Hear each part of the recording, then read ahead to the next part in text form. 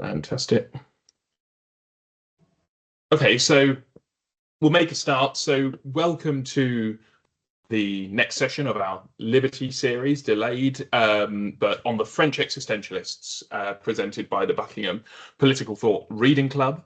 And yeah, this was supposed to take place last week on the 30th of January, but it's now on the 6th of February, solely online as we've had some technical issues.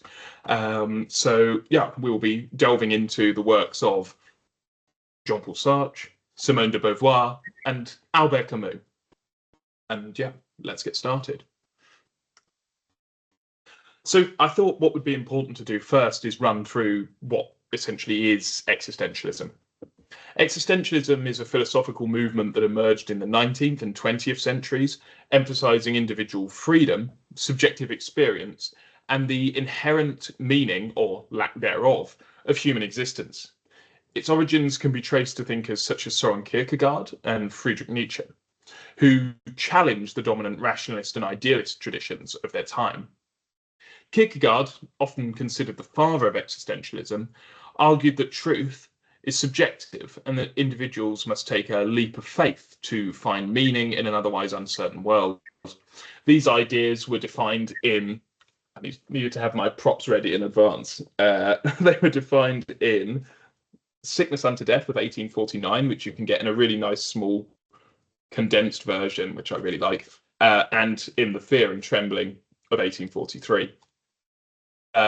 Nietzsche, on the other hand, proclaimed the death of God and called for the creation of new values in response to the nihilism that he saw as an inevitable consequence of modernity. While neither explicitly identified as existentialists, their focus on individual autonomy, authenticity, and the crisis of meaning laid the groundwork for later existentialist thought.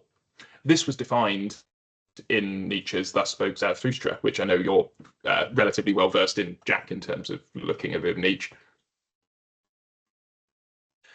So the first text that we'd set was from the quintessential existentialist writer Jean-Paul Sartre. Jean-Paul Sartre was a leading existential thinker who fused philosophy with literature and political activism. He was influenced by Husserl and Heidegger, who were dabbling around in semiotics and various things, and phenomenology. He argued that human existence is defined by radical freedom and responsibility. Unlike Kierkegaard and Nietzsche before him, Sartre fully rejected metaphysical foundations, insisting that existence precedes essence. We are not born with a fixed nature, but must define ourselves through action.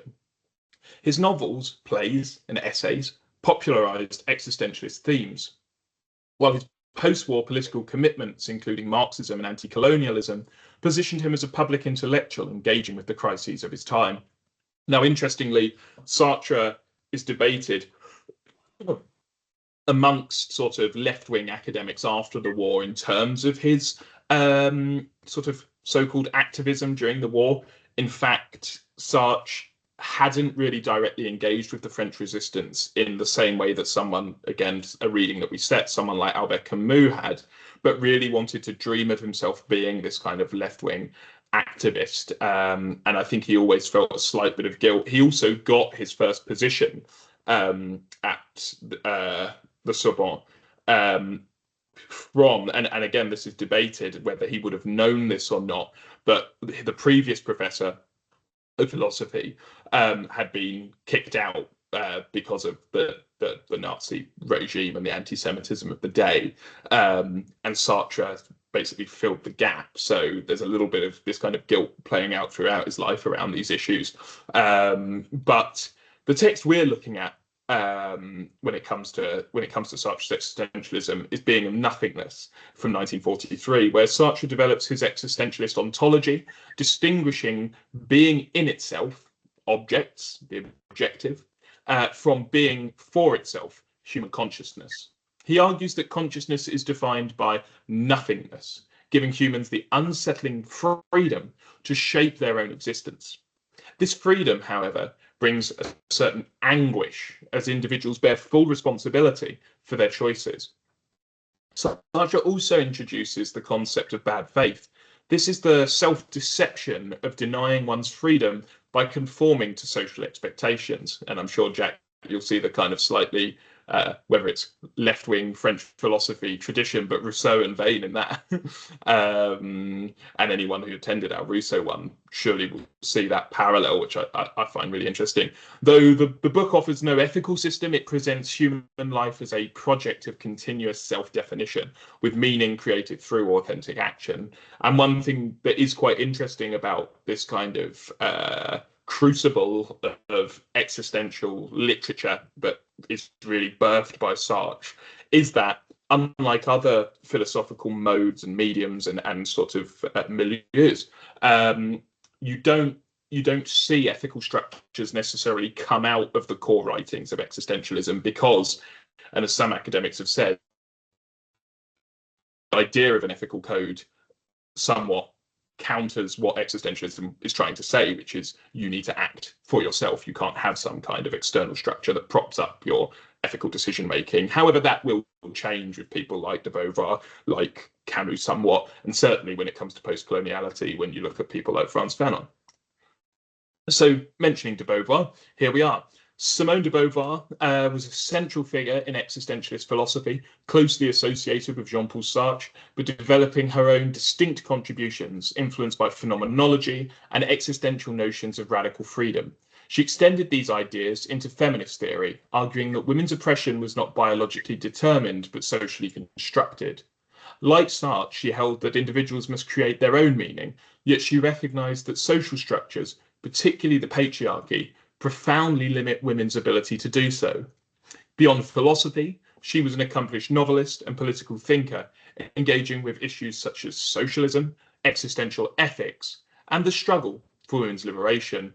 And actually, interestingly, again, depending on how much you know about the waves of feminism, de Beauvoir sits intriguingly sort of between the waves. So she's quite an intellectual lone star for the what come to be known as the daughters of de Beauvoir, lots of the kind of 1960s, 1970s feminists who are looking for a kind of inspirational figure and someone to kind of ground their intellectual writings in. And she alone is sort of sitting outside of these different waves of feminism. But what is the text that makes up that intellectual lone star? It's The Second Sex, where de Beauvoir applies existentialist thought to the condition of women, arguing that one is not born, but rather becomes a woman.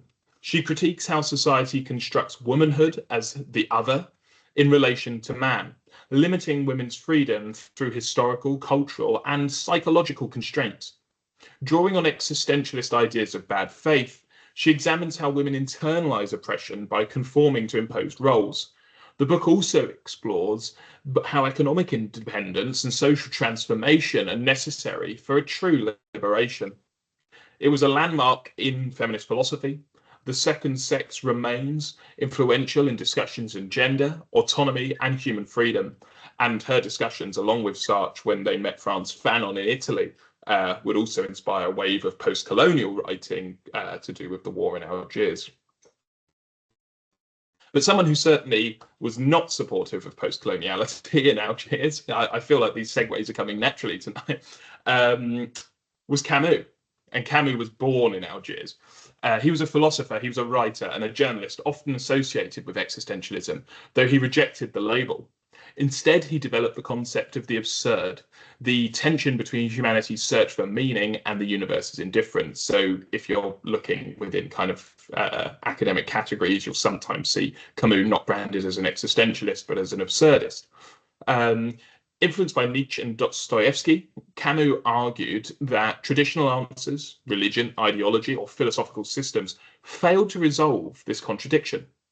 Unlike Sartre, he denied that radical freedom alone could provide meaning, instead advocating a life of revolt, where individuals embrace the absurd without illusion. His novels, such as The Stranger and The Plague, dramatize these ideas, while his political writings suggest justice, resistance, and human solidarity. And that spirit of revolt comes across in his final work, his biography, which is The Rebel. The text we're looking at today is Bread and Freedom And in his speech, Bread and Freedom, Camus argues that true political freedom is inseparable from material well-being. He critiques both capitalist exploitation and totalitarianism, insisting that political ideals must not come at the cost of human dignity. So this is at a time where a lot of left-wing philosophers and writers are still aligning themselves with the Soviet Union. Again, this is another thing that Sartre is criticized now for by more reactionary academics, which is so some people like Scruton, who have worked with the University of Buckingham, where Jack and I are, in what's the book, Jack? Is it something Fools, Firebrands, and something? Fools, is it something Fraud, and Firebrands, the Thinkers of the New Left, published in 2016. I think it was the original edition was back in the 80s or something, and then he republished it. Is there any in way that book for Jack to? Sorry, Jane. Is there any way for Jack to turn up his volume a bit, because he's particularly quiet? Oh, my apologies. I'll have a look into that while Sam finishes his introduction. Thank you very much. Sorry, yeah. On the point about Scruton criticizes left-wing thinkers because they try and say that, you know, the Western world is oppressive and unfair, but figures like Sartre, de Beauvoir align themselves with this Soviet Union cause, which is oppressing its own people. I mean, Sartre does realize that around the time of the kind of oppression of Hungary in the 50s. I can't remember when the uprising is, but around that time, he knows that it's a bit awkward for him to be aligning himself with a despotic regime, even if it is left-wing, but he still persists in his kind of conviction that socialism, communism, and he'll go and meet with Fidel Castro, for example, with de Beauvoir, and there's a famous photo of them on a speedboat with Castro.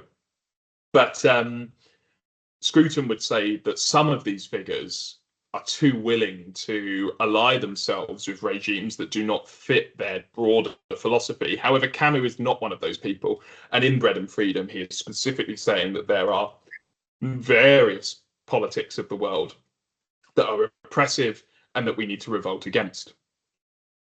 He's rooted in a broader philosophy of the absurd, however, and Camus rejects utopian justifications for oppression, emphasizing that freedom without economic security is meaningless. He calls for a form of justice that avoids both authoritarian control and moral complacency, advocating a balance between individual rights and social responsibility. Bread and Freedom reflects Camus' lifelong commitment to a politics of ethical revolt. So now that's my little introduction done. As per usual, we have some questions for each of the texts up here, which I hope you'll all be able to see okay. However, as we always do, we'd like to hear from you first. So if Jane or Lorraine or Dar or anyone else online would like to contribute a question first of all, then please feel free to go ahead. Otherwise, we'll start off with Jack, but we'll leave a little pause in case any of you would like to.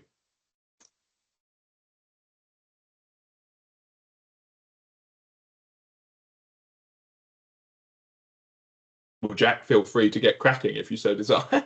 Sure. Is my audio better now? Oh, yes, it is. Thank you. That's much Wonderful, better. great.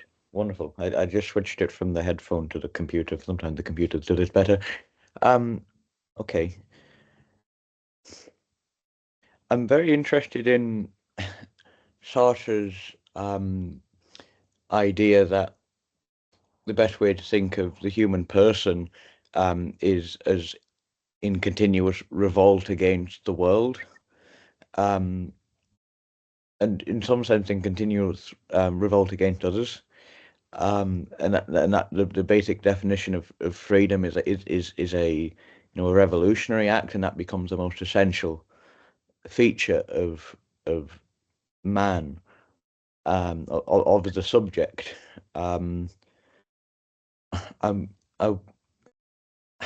I guess my worry about the French existentialists is precisely this defining of the human person as essentially revolutionary.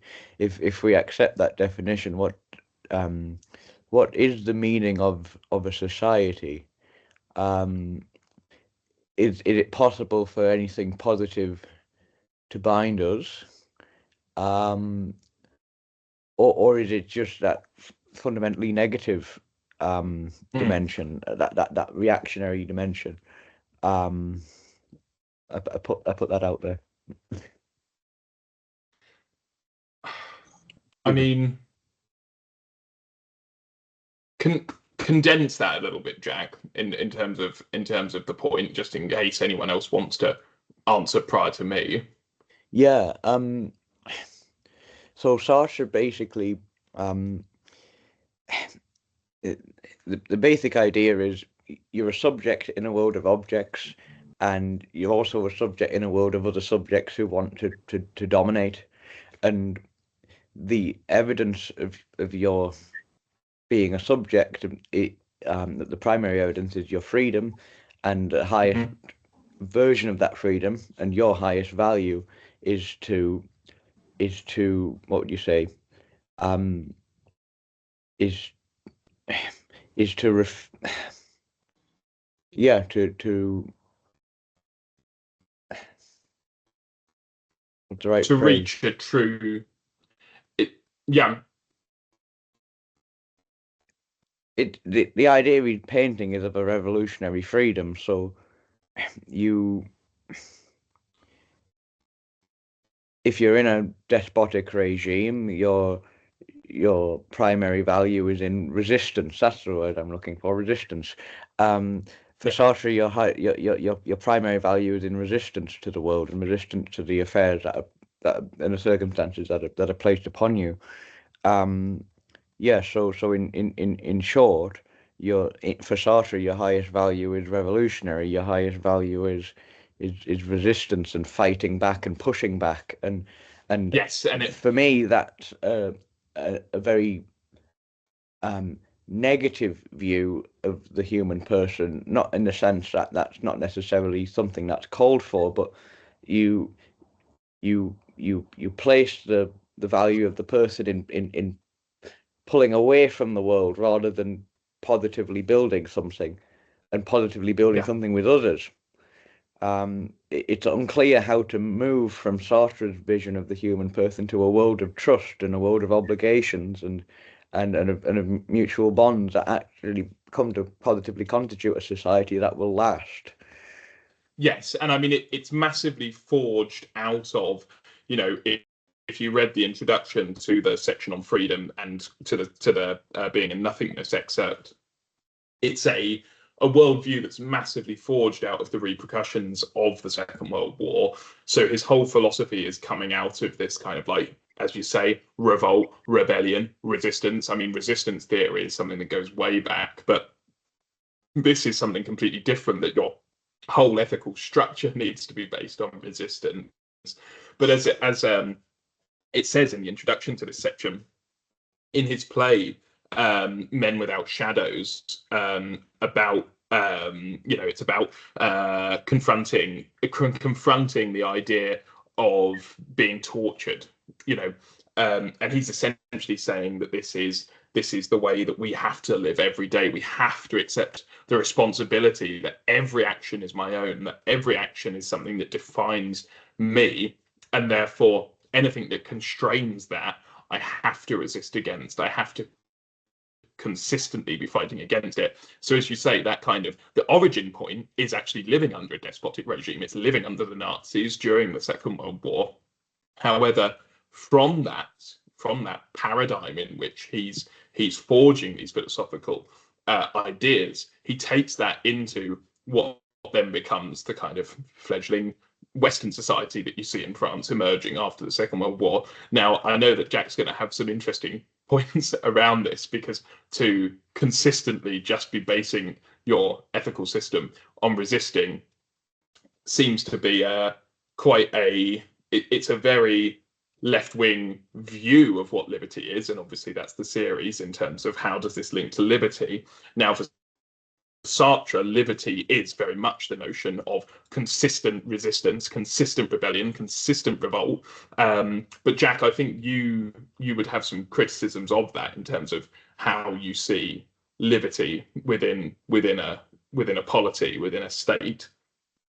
Yeah, I guess my main criticism would be that Um, I think a higher form of freedom is the sort of works in and through the constraints and circumstances that are placed upon you, and so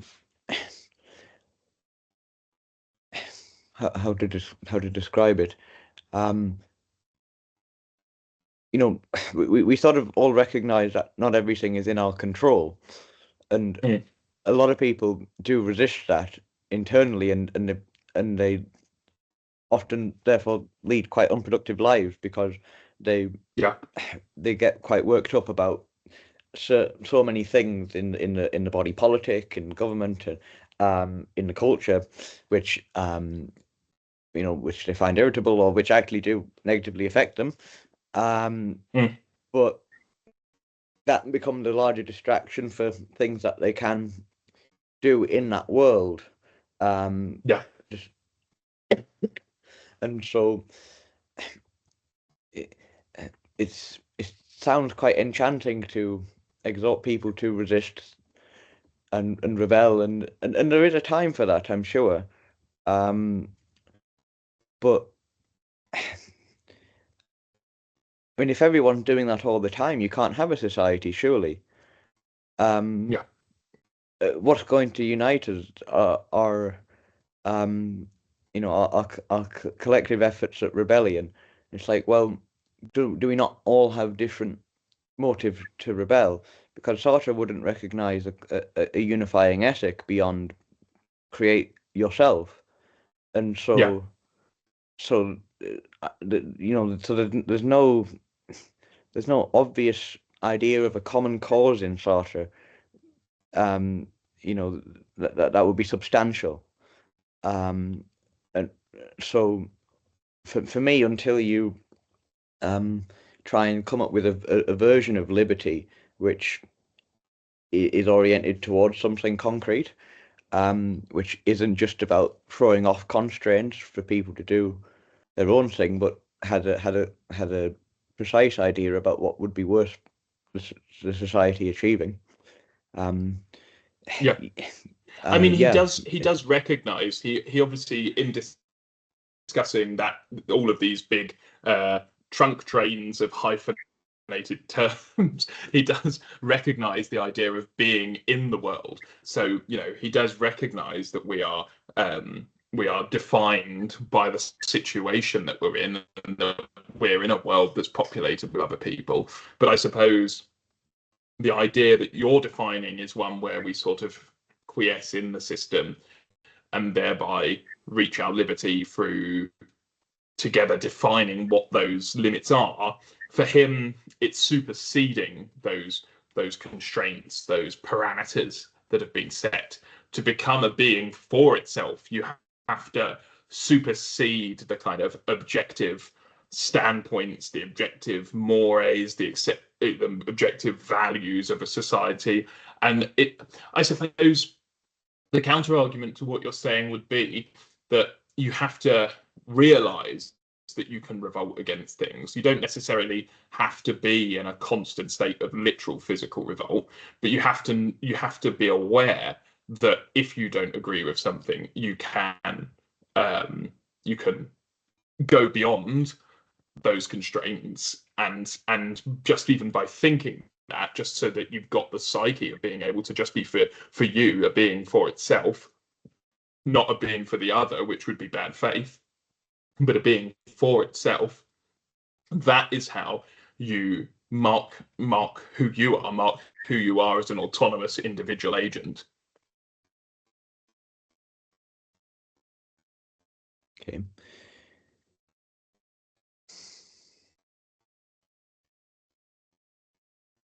Yeah.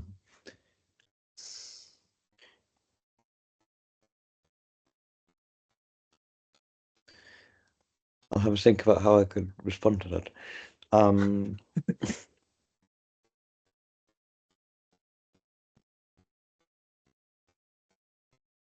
this is very much how the two other writers are grappling with similar questions. So if we were looking at de Beauvoir, she is looking at the parameters that have been set by society for women, and as it says in the first question that I put for de Beauvoir, the famous line, "One is not born, but rather becomes a woman." The idea that parameters are set as to what is expected of certain genders. So you're born a sex, you're born a certain demarcation, but there are certain societal parameters that are set when it comes to gender, when it comes to what it means to be a woman. And rather than, as I said before, acquiescing within those parameters, for de Beauvoir, she takes Sartre's phenomenology around the idea of being in itself, being for itself, being in the world, and rather than being for the other, another lovely hyphenated term, rather than being for the other, you need to be authentic, and you need to define yourself and be in revolt against those societal structures that have been placed on you. So this will facilitate a lot of what the post-structuralists will discuss as well in the 70s and 80s. But you need to move beyond those certain conditioning, those certain conditions that society has put on you, and that is a direct appropriation of Sartre's phenomenology into a feminist critique of society. For Camus, everything is about revolt.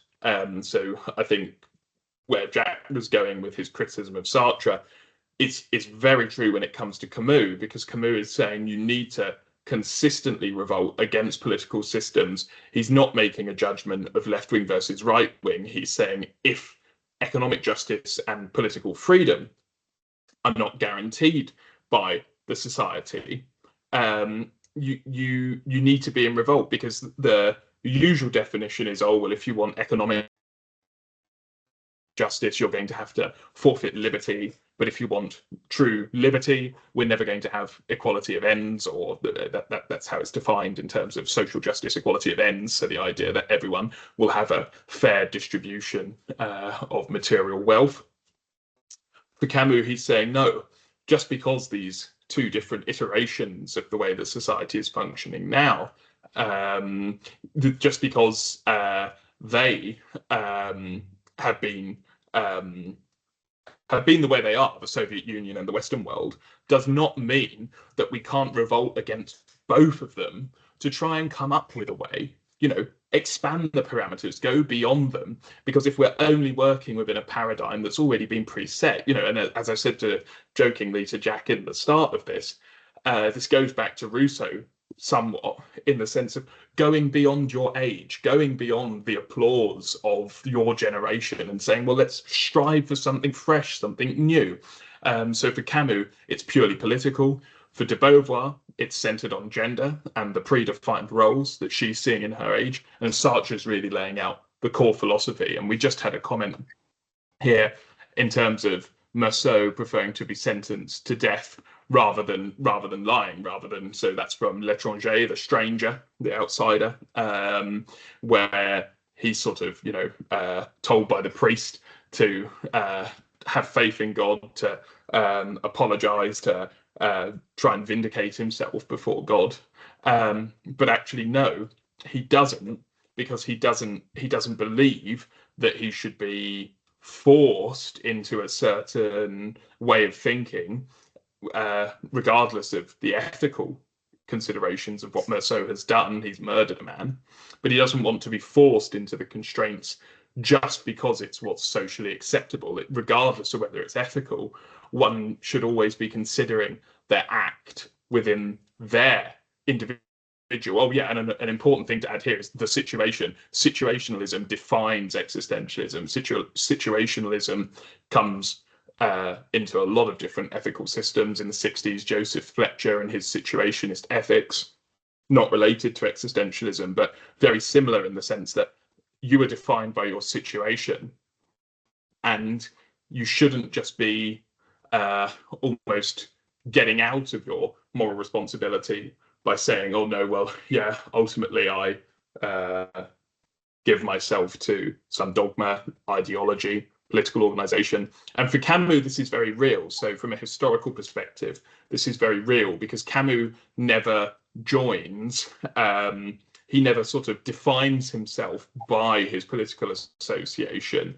He is a socialist, but he never defines himself by a certain ideology. So he has awkward situations in his life where he's a socialist but an anti-colonialist. He's essentially a pro-colonialist whilst being a socialist. So Sartre's campaigning. If anyone's ever read Frantz Fanon's *The Wretched of the Earth*, Sartre writes the preface for this post-colonial tome, and Sartre's really advocating the release of Algeria from French occupation. Camus, having been born a Pierre Noir, a white metropolitan Frenchman, but in Algeria, is very reluctant to be an anti-colonialist, and sees the benefit of, as far as he can see it, metropolitan education, the fact that Algerians can go to these European, you'll see them around today, the French lycée schools, but he's actually more of a committed socialist, as we've seen during the Second World War,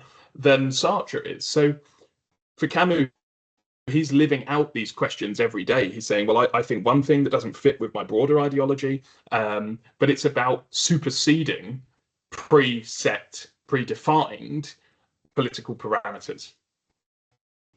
That was a bit long-winded, but yes. Jack? Brilliant. Let's see. Or anyone else in the meantime, if anyone else has any questions about anything I've just said, or any I think they'd like to raise.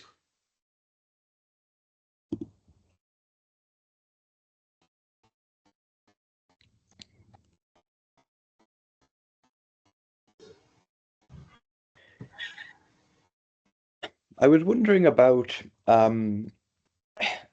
this idea of authenticity, which becomes quite important to existentialist thinkers. I think particularly these three, and how to square authenticity with the idea, particularly in Sartre, that you are what he would describe as nothing, which is a very strange thing to say, but it means something quite specific. I think he gets it from Heidegger, and so the idea would be that you're in a situated world. You're in a certain time, place, certain relations. Okay, so all that context and all the relations you have to the world, those are objective relations, and Sartre calls them situations, and the project of freedom for him is sort of to take sound clarification, the project of freedom is at minimum being aware that you can take off those situations, you can take off those objective relations to the world, and you can reconstitute them as you so desire. And so the idea is that if you were to fully liberate yourself of all the situatedness that you have, whatever's left would be, say, the most authentic being. And this is tied to a critique of the idea that there's human nature. So Sartre rejects that idea. So human nature, and I guess the idea of conforming to institutions and conforming to certain public notions of identity. All these things are inimical to this new word, authenticity, which is a very Enlightenment word. What is authenticity in the context of a very negative view of the human person? I'm just sort of the being that pulls away from the world to make myself.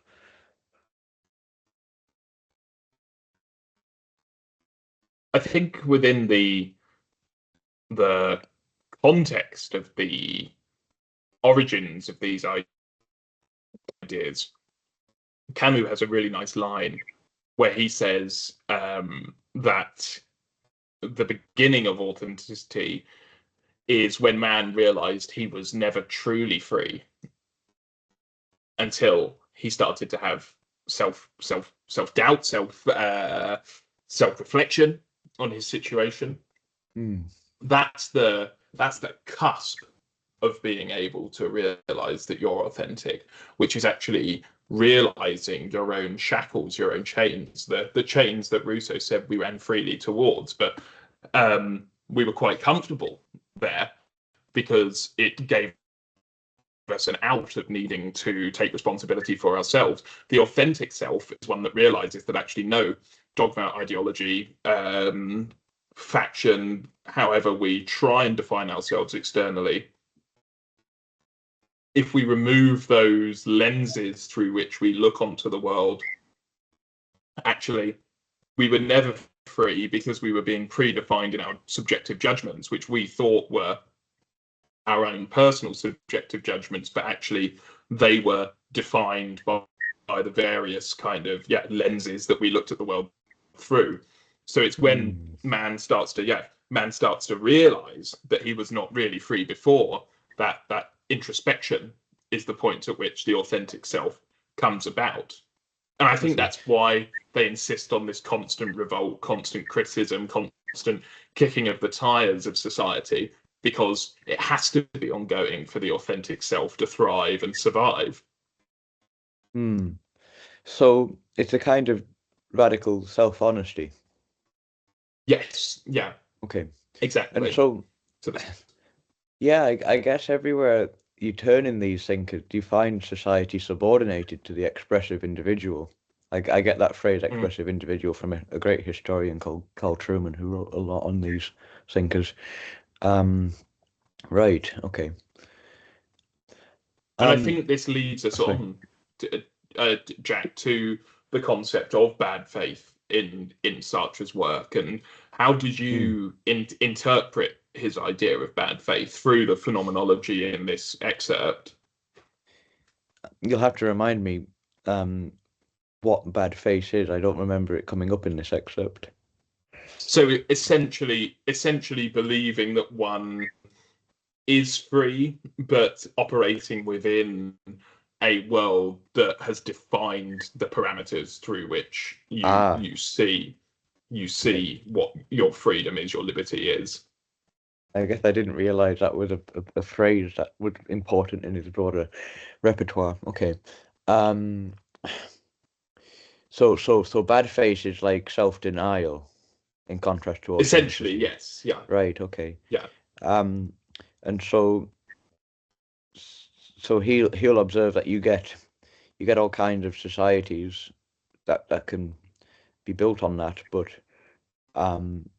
ultimately they are to the death of genuine freedom, and I guess he's quite concerned about, what do you say? Does he relate the prevalence of bad faith to totalitarianism? I mean, it's odd because someone like Camus says that actually we were never so free as under the Nazis. So in a sense that because you could see the external domination of society, you could see the external totalitarianism, you actually had more of a way to realize your own internal freedom. So this is sort of the paradox of totalitarianism, because everyone, they might look at it this way, that people in that world, in Nazi Germany, in the Soviet world, they sort of, in their view, have been conditioned to act a certain way. They've been conditioned. I think this is how they would read these events. Have been conditioned to mistreat their fellow humans for certain values that have been imposed upon them, and so in this time when they could never have been more free, they have completely seceded that freedom to others, to ideological motives, and to I guess to social and political pressure. So there's that tension in the totalitarian state. Okay, that's very interesting, and so that that ties in also with this idea of situation, situatedness. If it's not too much of a detour from the topic of bad faith, I wanted to raise a critique of Sartre's notion of the situation, which maybe clarified a few things on the freedom front. Because I've tried to point out a certain pattern where, okay, so freedom is negative, so it rebels against the world, against situation. Identity is negative, it rebels against the identities that we inherit and that societal institutions give us, and maybe ask us to play a role. So there's all that call it like a pattern of like critical distance from the world. So your identity is never positively constituted by the world, in any natural sense, unless you choose to make it so. And your freedom is never positive in the sense of engaging with the limits that are placed upon you. You never work through them, you work against them. Okay, so with that in mind, Sartre has, I think, an uncritical assumption that when he chooses to revolt against constraints placed on him, that he is free in doing that. I don't mean that he's not I don't mean that he's a meat machine and like chemicals and all that. I don't mean that.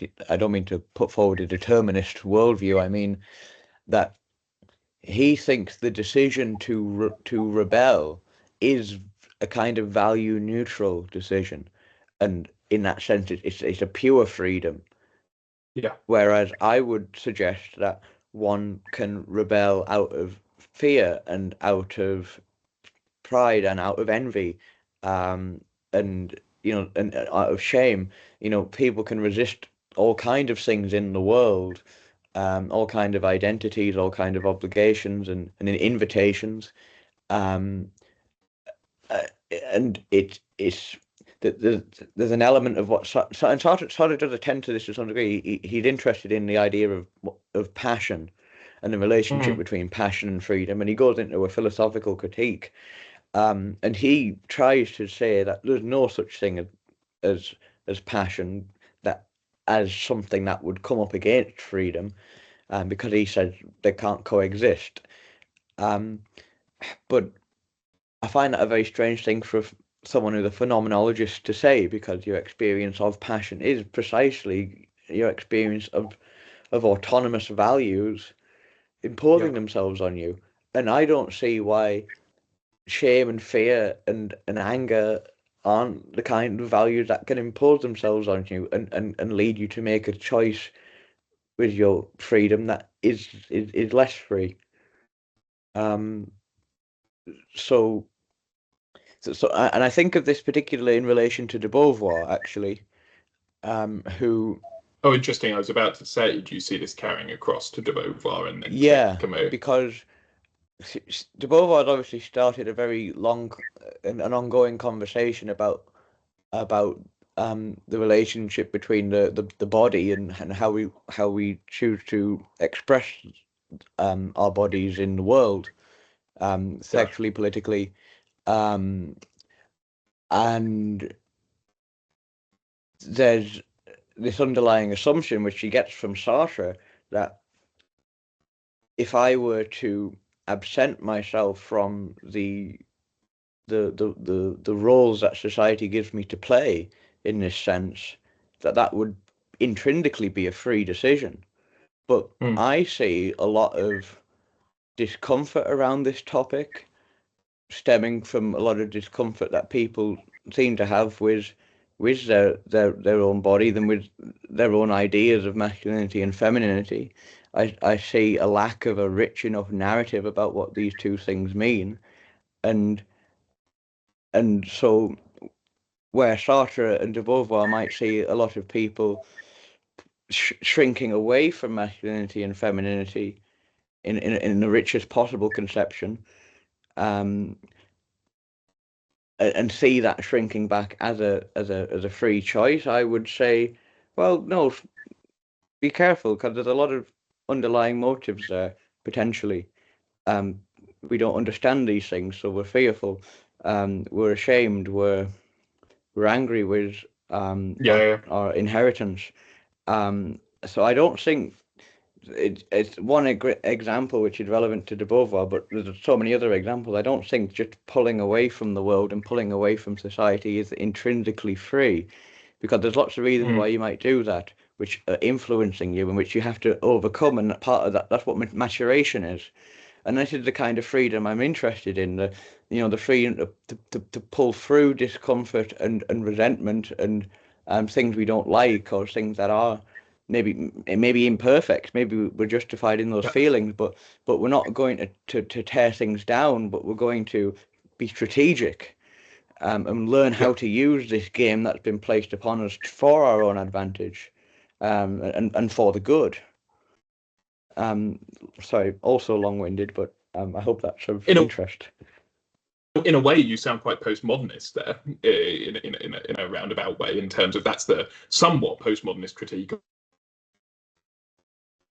that they're not aware of broader defining factors in people's freedom other than political power, really, that the existentialists are obsessing with, particularly Camus in a very explicit way, but the way you've defined it in terms of rebelling against that which has been defined by the state, whether it's political, whether it's mores, whether it's values. And the postmodernists, as you and I have discussed when it comes to someone like Derrida, say, well, you don't just withdraw without any kind of either impetus to withdraw, and you can't withdraw without having the baggage of society, the society that you've been brought up in. That's where he discusses the idea of being a bricoleur, being someone who picks up society's, ways of understanding, the epistemologies, the ethical systems. They're all defining features. Even if you want to rebel, they're going to define the way that you rebel. Yes. So yes. Yeah. And I think the postmodernists think that the existentialists were very honourable in what they were trying to do, but I think they're quite short-sighted in just focusing on thinking that you can rebel against sort of this quite homogenized idea of political power, and that's the only thing that defines you. And actually, some of their criticisms come around things like, well, a lot of these existentialist writers were from relatively well-off backgrounds who could question norms and values, but if you're a everyday worker trying to get by on not very much, you're probably not going to be able to be critically evaluating every decision you make. Exactly. I think Camus a little bit more aligned with this, I would say, though. Camus slightly more, I think, aware, because he had a relatively rough upbringing. I think he is more aware, and I think that's why he sits awkwardly on the edge of existentialism. And I think you see that in The Bread and Freedom. I don't know what you think, Jack. What did I think about Camus? I mean, I felt first of all that he fundamentally shared the same presuppositions about freedom as Sartre. I wouldn't say I felt a radical divergence between them on any point except the political points, and I thought those were well-made diversions. So I preferred Camus, let's say, but ultimately he buys in. For me, I thought he bought into the same ideas of a radical freedom, a negative freedom. The subject against the object rather than with the object. It's always rebelling against. What did you it's have in always rebelling mind against. about where he might be, perhaps? It perhaps maybe the stuff about he does say freedom is made primarily of duties. Yes, yeah. Which would be a point of disagreement with Sartre, in my estimation. I put a question mark there. So,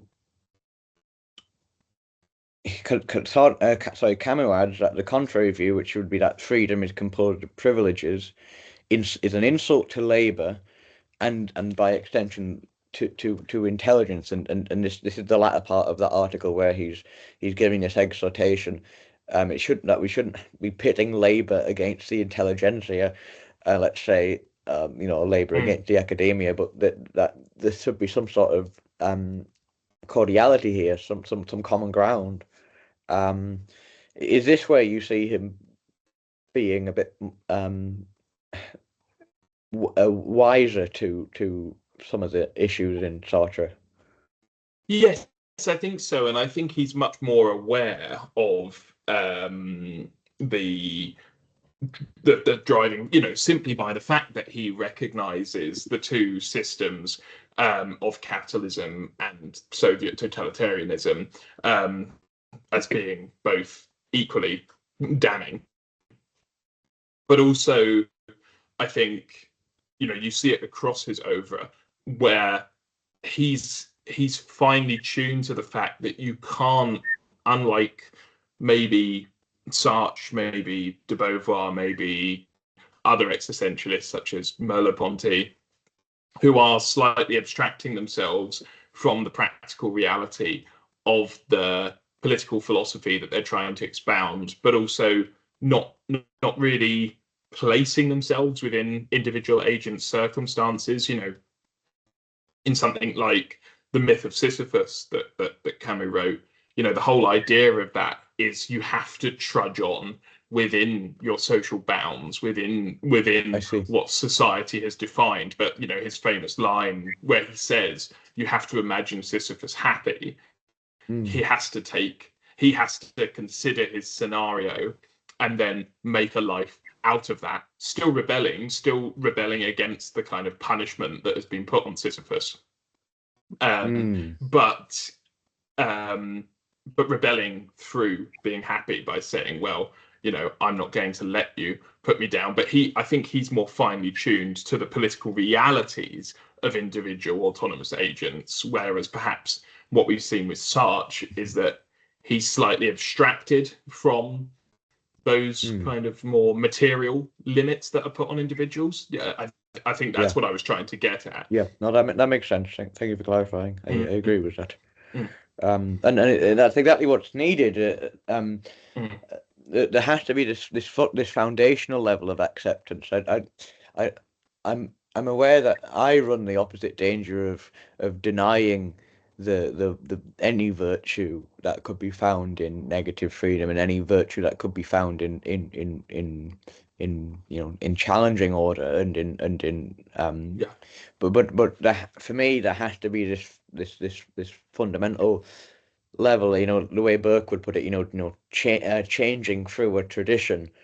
So sort of there's a framework that guides the changes. So there's sort of micro revolutions, and the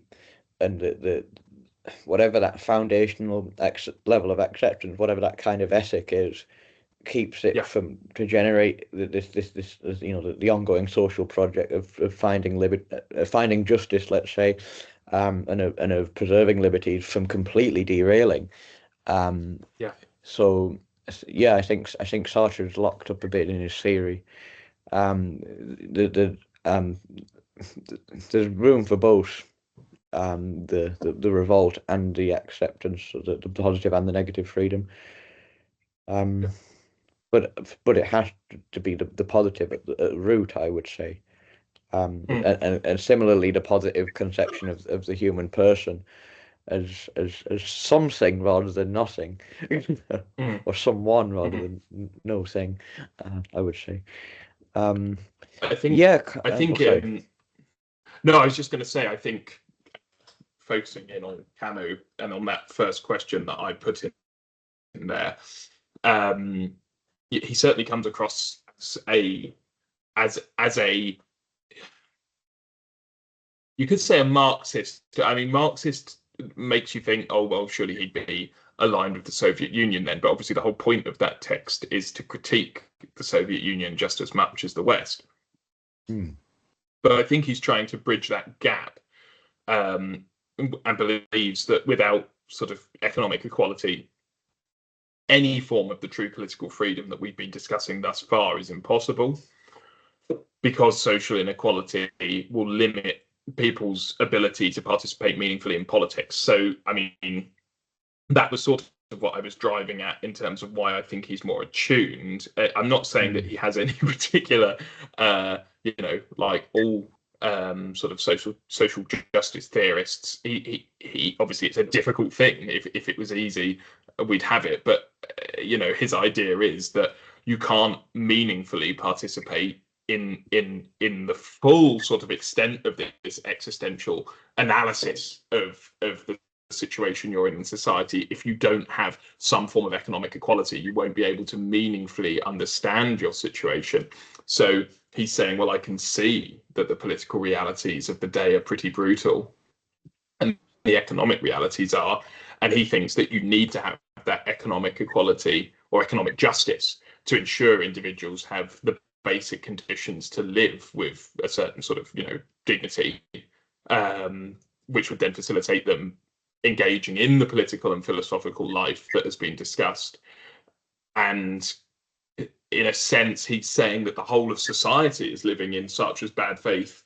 If you're not going to address economic injustice, then trying to say in the West that you have political freedom, well, if you don't address the economic injustice that we see in the West, then that's merely an illusion. You're just sort of falsely kind of claiming something that's not there if people don't have the means to be able to freely participate in political society. And I would just add to that, the advantage of Camus allying economic justice and political freedom is precisely that he presents to you what you don't find in Sartre, in my estimation, which is a logical movement from a fairly radical view of freedom to how that can be in service of others and therefore be the basis for society. Whereas Sartre focused so heavily on this negative freedom and this pulling away from the world. That's why I started by asking, how do you get to a society from here? Camus had left that possibility open because he'd already talking about the concept of justice. But for Sartre, I just it's a radical individualism, and I don't see. I presume he must be interested in society, but I just don't know where to start. I don't know where he would start. Sorry. I mean, as I said before, he does discuss the idea of being in the world and participating with other individuals. But as you say, to be living in perpetual revolt, it is quite difficult to see. It seems a very accidental sort of, feature almost. I guess he needs a social contract theory. Yes, which obviously he wouldn't probably want to engage in because that would set a certain parameter. That's the difficulty with tackling any of these thinkers on a sort of on a traditional politico-philosophical basis, I guess. Because because it would limit the individual's freedom if you were to suggest that there was any kind of telos that you should be striving for within a society. Right, but I guess the handy thing about the social contracts from their perspective surely would be that, if you just abstract it to its bare bones, it's just voluntary association. And And that's kind of what Sartre is gesturing at if he thinks that if our main function is to choose our situations, he's saying the same thing people like Rousseau were saying, I would say. Man is born free, and everywhere he's in chains. Sartre is saying exactly the same thing, just using this language of situations. Man is born free, but everywhere he's in situations. I know. I mean, all I could say is that most of his life he is a socialist, and until his later life when he becomes sort of an anarchist. And I guess the idea of socialism that he sees is the idea that through a sort of collectivist state, through a sort of egalitarian collectivist state, everyone would be aware because they define themselves as being for themselves. And if you realize your own being in a very Cartesian manner, if you realize your own being for yourself, then you realize that other people also are striving for the being for themselves. That and if we want to turn this into kind of terminologies that we've been discussing throughout the liberal series, you could say self-actualization. Would you say that aligns relatively well enough, Jack? Yes. Yeah.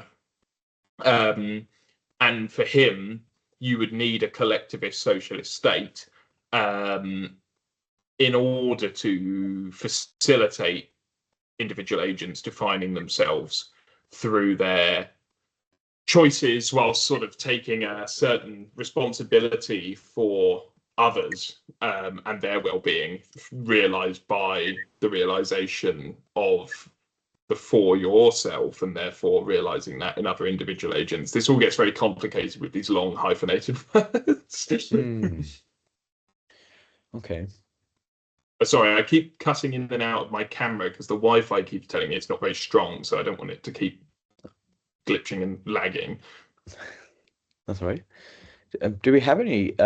We've gone back and forth for a while. Do we have any questions? I think so. Yes. Any questions from anyone?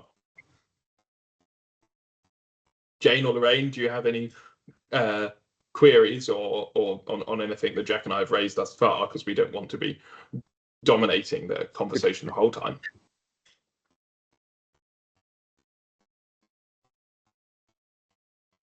No.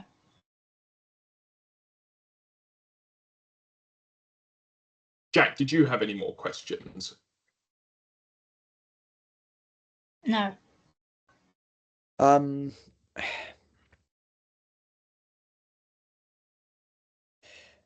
I think I've made all of my main points. So I'm happy if you want to tackle some of the remaining questions on the slide, Sam.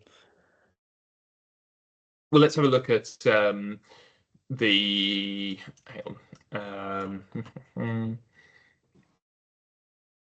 So when it comes to de Beauvoir, her application of Sartre's method now,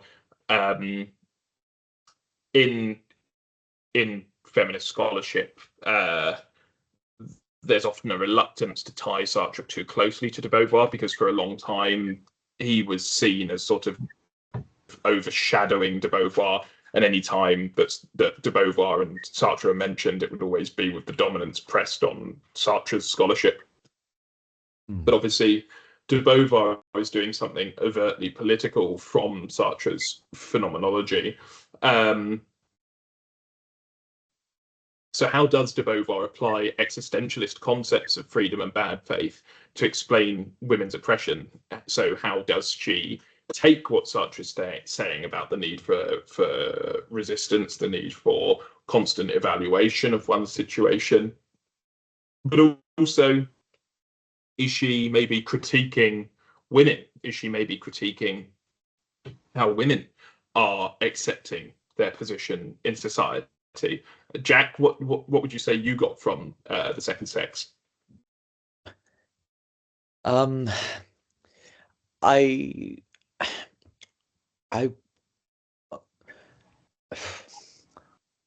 It was interesting to me to know that she thought about this quite carefully. because you asked does she, is she, it's part of what she's doing blaming women, and so in a lot of contemporary feminism, there is an uncritical. So, okay, so suppose you buy into that way of looking at the world, which sees the sexes as pitted against each other, um, which is quite popular these days.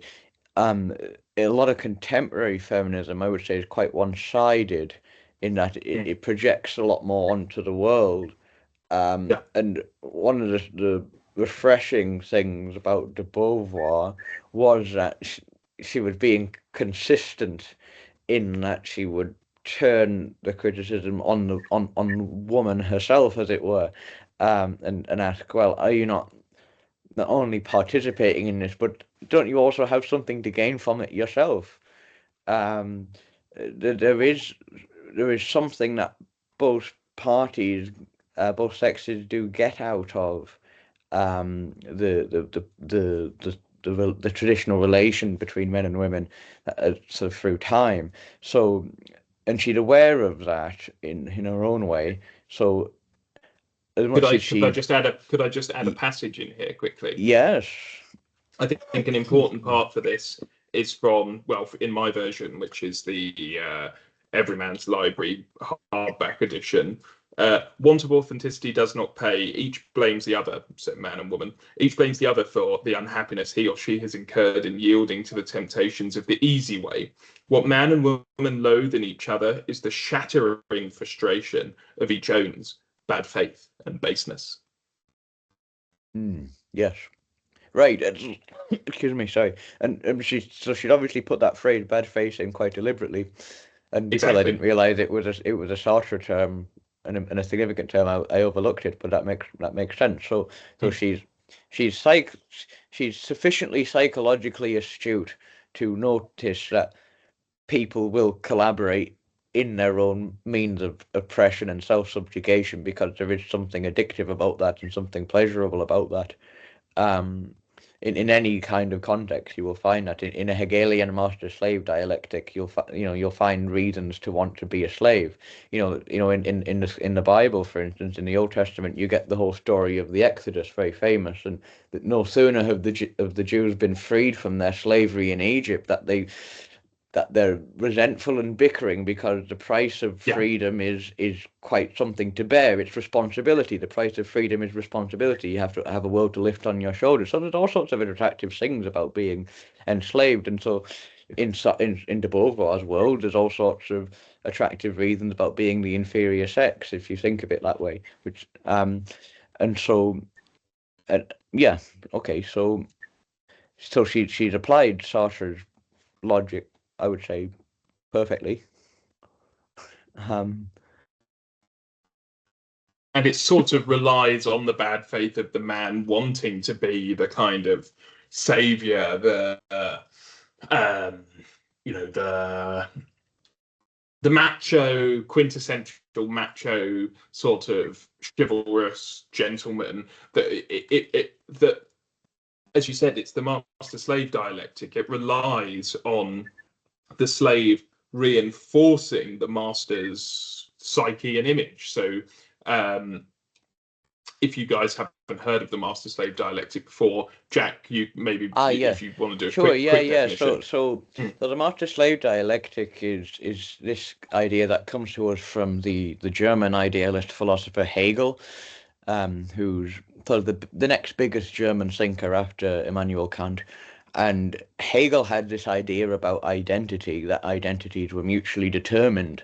So and to illustrate this, he used the example of a master and a slave, and so he said that the master and the slave were intertwined because the more dominant the master was, the more against his slave, the more he felt like a master, and conversely, the more the slave felt like a slave, and and then the more the slave resisted, the more he perceived himself as a slave against the master. So the way that these two forces choose to exercise their power or their role in their relation sort of speaks to both identities at once. So you're never just living out a commentary of your own identity, but other people are implicate in that.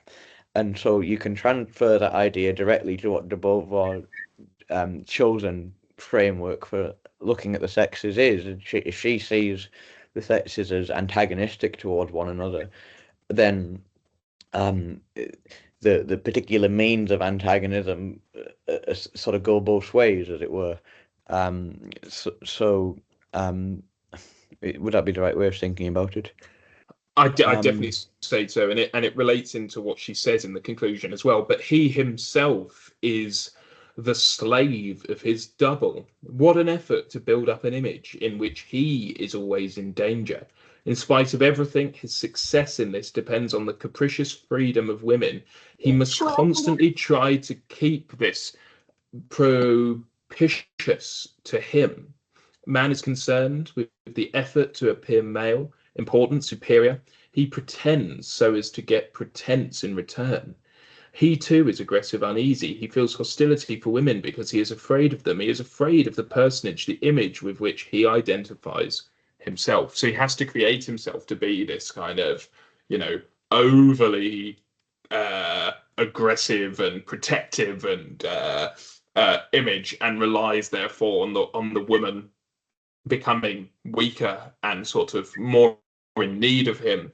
And then she will go on to say that in doing so, man will treat her as a slave while persuading her that she is a queen. So you need me, you need your prince or your whatever in this kind of analogy. But at the same time, sort of inversely treating her in a kind of flattery, a kind of like, but you are my queen, you are my princess, you are my, so it sort of inverts the dialectic at the same time as maintaining it, I suppose, is the point, Jack. Yeah. So I guess the core idea is that they're both complicit because they both need each other to continue that dynamic. Yeah. And it benefits one another in some ways. And she's saying, do not be complicit in that, women. Do not be complicit in that dialectic, in the maintenance of it. It takes for you to break away from that structure that has persisted for all this time. Yeah.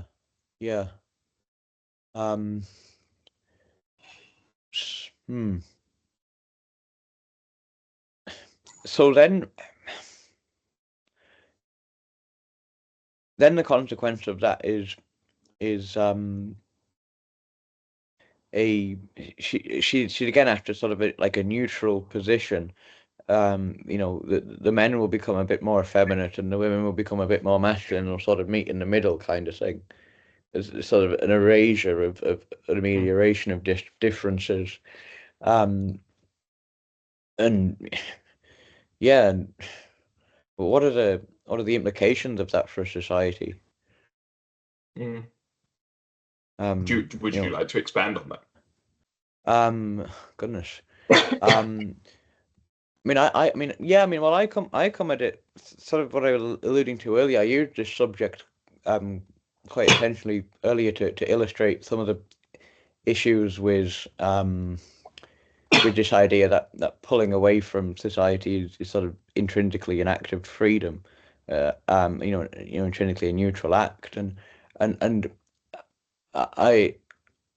whilst I appreciate de Beauvoir's application of Sartre's thought and her fidelity to that, I think this fundamental idea that she has about negative freedom and pulling away from society leads to a very I would say ugly way of viewing the fundamental relationship between masculinity and femininity, which can certainly be found in the world as it's a completely legitimate analysis that she makes of certain cases, but to then project that on as the fundamental relationship between men and women, and you can see all the strife that idea has caused in the intervening decades, and then okay, and you say, well, has that been worthwhile? Was there something to be achieved by that?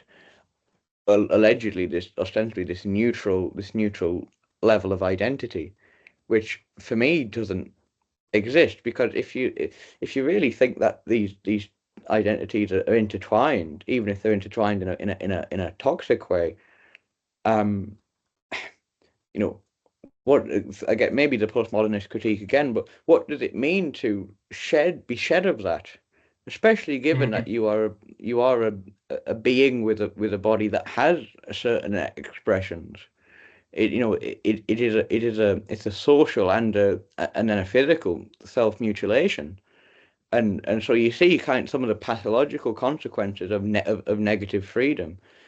This uncritical assumption that there can be nothing conducive to my freedom in the world out there, in my inheritance. There can be nothing good that can constitute who I am in my body or in the social institutions, in tradition, leads to this to a self-mutilation, and because that's how seriously people will take this idea that we've got to throw everything off. I see a lot of what the overall elevation of this particular this particular version of men and women relating to the general principle as a pathology upon Sartre's view of freedom, and for me clarifies why it's probably not the best way to look at human relations if society is going to be possible. But she doesn't suggest that there needs to be a massive tear, a massive rip. I think this is important, and this, looking at the time, this probably could sort of summarize it quite nicely. But I think, and perhaps for all of them in a way, the point of difference is a good point, which is that if there is anything that sort of qualms what Jack is saying about how much you need to withdraw, she says, you know, this means that her relations to her own body, to that of the male, to the child, will never be identical with those of males to his own body, to that of the female, and to the child. Those who make much of equality indifference could not, with good grace, refuse to grant me the possible existence of differences in equality.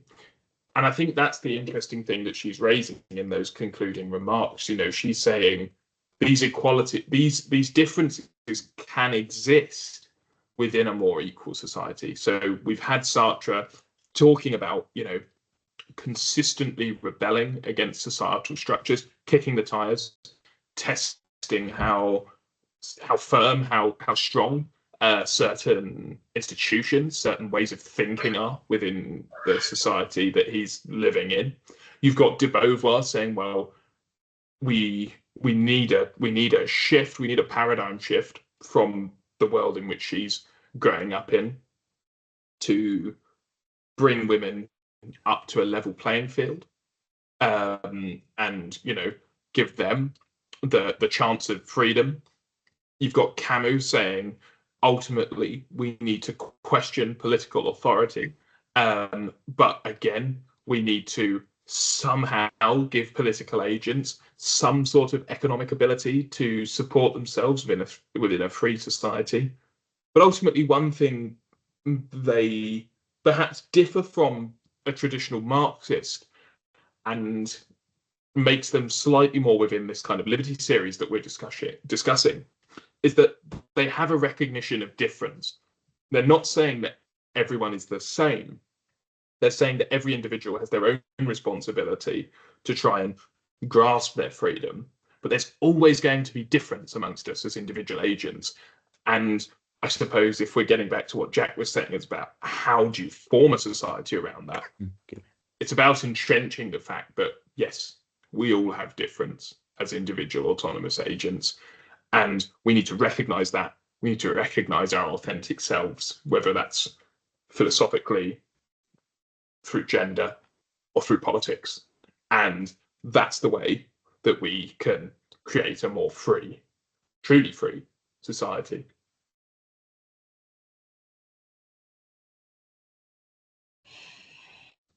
I think. Hmm. But I think unless anyone else has any further comments, I think we can probably conclude it there, Jack, if Sure. if that works with you. Yeah, great. Well, thank you everyone for joining. And I do hope you have a pleasant rest of the evening, and we'll look forward to Jack's seminar on Hayek next week. Ah, very good. Yes. Hopefully in person if we can get the door working. Yeah, I was just going to ask, did you say you made a recording of the first 2 sessions in this Liberty series? They should be available. You should be able to find them in the transcript of this chat. Oh, in the transcript of this chat, how do I access that? Not of this chat. I'll You see won't it. know. Oh, will it not be Dara? No, I'll send you a link. I'll send you a link. Round. I'll send you a link, Jane, Okay. through Right. your email to the first 2. That would be great. Thank Fantastic. you very much. Brilliant. Thank you very And much just indeed, a point everyone. on high. Sorry, Yes, sorry. where I am, it's quite noisy, so I hope you can hear me. So I was clicking on the link on Hayek for next week, and I think it links to the existentialist readings. I wasn't sure if there was a mistake or it will be updated. So just to Oh, let you know. okay. I will fix that as soon as this is over. I'll go fix that. That should not be the case. Great, thank you. Fantastic. Thank you very much indeed, everyone. Thank you. Thank you. Have a Bye. lovely evening. Thank you. Bye. Live authentically.